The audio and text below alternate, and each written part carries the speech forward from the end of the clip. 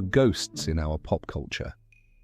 Not the spooky, chain-rattling kind you see in horror movies, but something far more subtle and perhaps more pervasive. The specters of characters who were once absolutely everywhere. And then, almost without a trace, they just vanished. Think about it. Do you remember the Great Gazoo, that tiny floating alien who used to hover over Fred Flintstone, calling everyone a dum-dum?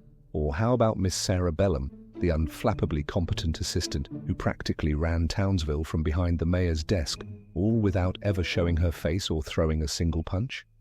One day, they're plastered across lunchboxes, cartoon intros, and toy aisles.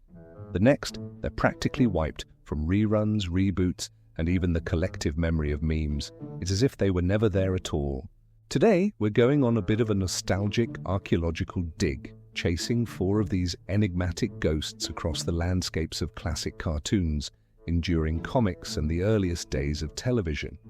We're here to unearth not just who they were, but why they disappeared, and more importantly, how their subtle fingerprints are still very much present on the stories we binge-watch and obsess over tonight.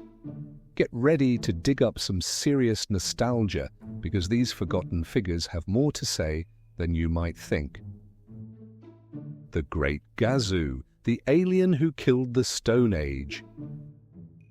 Let's kick things off in bedrock, shall we? The Flintstones wasn't just a cartoon, it was an absolute cultural phenomenon, the Simpsons of its day, a prime-time animated sitcom that managed to sell everything from cigarettes to sugary cereals with equal enthusiastic gusto. It captured the hearts of millions, becoming a staple in American households. But then in its 6th and final season, something strange happened. Hanna-Barbera, perhaps feeling the need to inject some new life into a long-running series, dropped in a tiny, green, helmet-clad alien named Gazoo. He could float, he could conjure things, and he had a rather annoying habit of calling everyone a dum-dum. Now, you might remember kids on playgrounds repeating that catchphrase for about 5 minutes before it got old. Parents, by and large, rolled their eyes. And the ratings? They took a noticeable dip. The official network notes, if you could find them, would tell you that Gazoo was brought in to freshen up a show that was, let's be honest, starting to show its age. But behind the scenes, focus groups reportedly hated him. He felt shoehorned in, a jarring sci-fi element in a beloved prehistoric world. Within a year, Gazoo was unceremoniously yanked and, in subsequent reruns and syndication packages, his scenes were trimmed so aggressively that later generations barely even knew he existed. It was a classic case of what we now call jumping the shark, a desperate, ill-conceived attempt to revitalize a flagging show that instead signaled its creative demise. Yet Gazoo's DNA, his very essence as a creative misstep, lives on. Every single jump the shark side character, from the universally despised Scrappy-Doo in Scooby-Doo to the infamously annoying Poochie, added to Itchy and Scratchy, in The Simpsons, can trace its lineage directly back to Gazoo's ill-fated crash landing in Bedrock. He proved unequivocally that a single out-of-place addition, no matter how well-intentioned, can tank a beloved legacy almost overnight. It's a cautionary tale whispered in every writer's room before they even think about green lighting the wacky cousin or the sudden, unexplained magical powers. The lesson: sometimes less is more, and some things are best left in the prehistoric past. Miss Sara Bellum, the brain who got erased. Alright, let's fast forward a few decades. Ask any 90s kid about the Powerpuff Girls, and they'll likely mimic the whoosh of tiny, flying kindergarteners saving the day.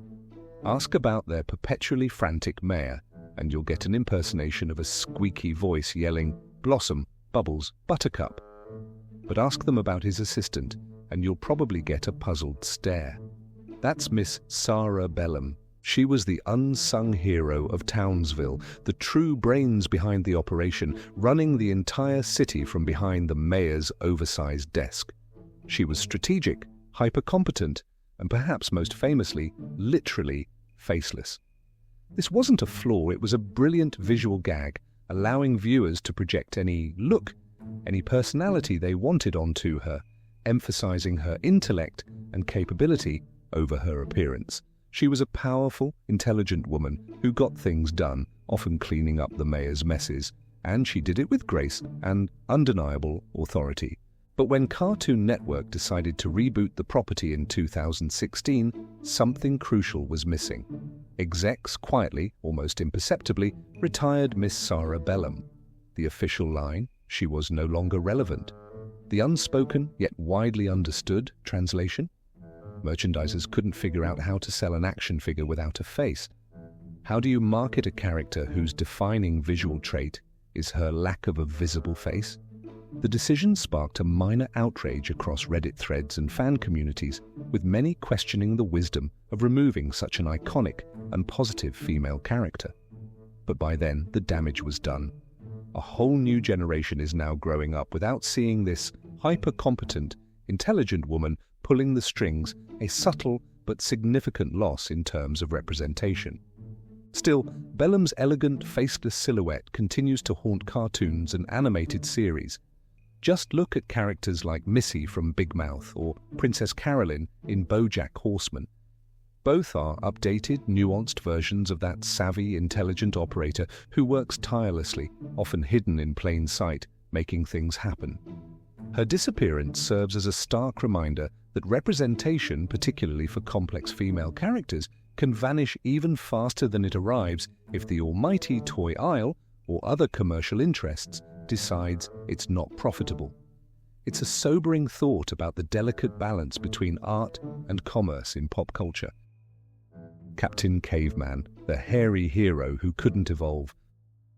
From the competent and faceless, let's swing to the chaotic and very, very hairy. Captain Caveman and the Teen Angels rode the tail end of that glorious late 70s mystery solver wave, the one that Scooby-Doo had so brilliantly surfed into massive popularity. He was a prehistoric man, thawed from an ice block, with a club full of bizarre gadgets. Think a primal Wolverine meets Inspector Gadget, all wrapped up in a shaggy orange shag rug. Kids absolutely adored his gravelly, booming Captain. Was a pure, unadulterated dose of slapstick, absurdity, and raw, unrefined energy. But by the mid-80s, the novelty started to wear thin. The joke, like many one-note gags, began to feel tired. Hanna-Barbera, ever keen on keeping their characters relevant, tried to relaunch him.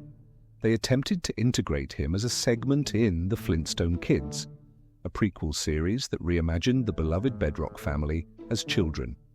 In this iteration, they trimmed much of the original grit and replaced the teen detectives with Stone Age slapstick that felt a bit too forced, a bit too juvenile.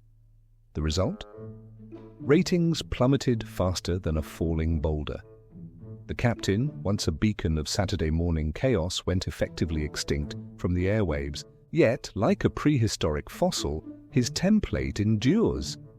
Captain Caveman laid the groundwork for an enduring archetype, the chaotic, hair-covered comic relief who pops out of nowhere to save the day, often inadvertently, with a primal scream and a surprising amount of heart.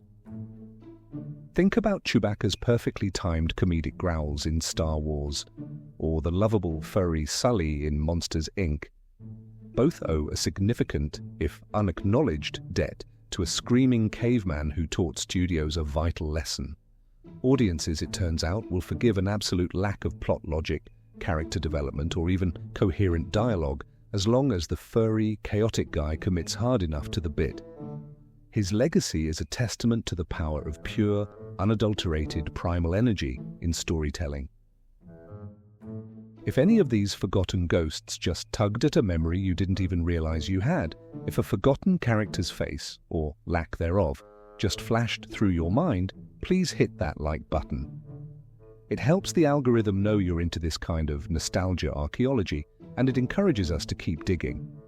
And more importantly, drop a name of a character you miss, a forgotten favorite, or a bizarre one-off from your childhood in the comments below.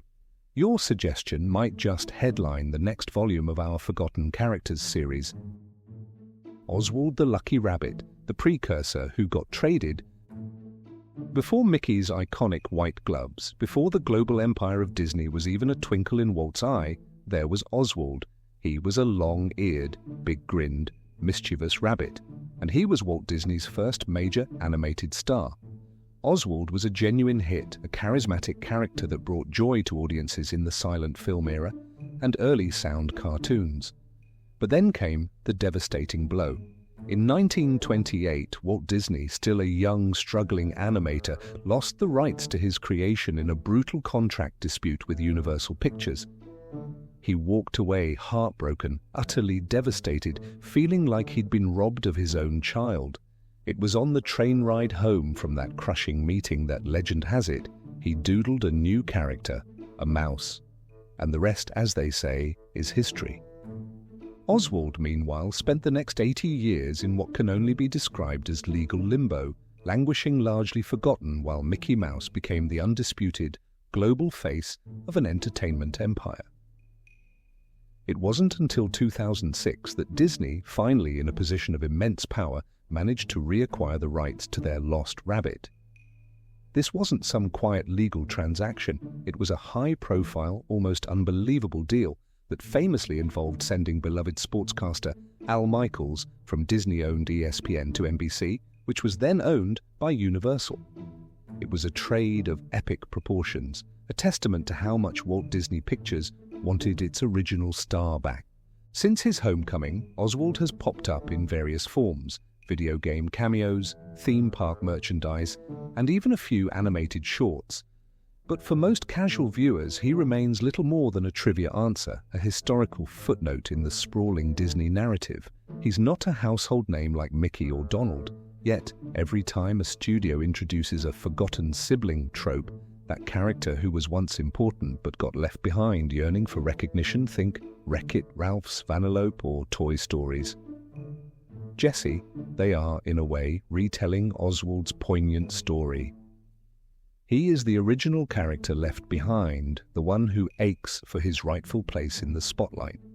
More profoundly, Oswald's initial exile and the subsequent battle for his return profoundly shaped modern intellectual property law and the ruthlessly protective brand management we see today.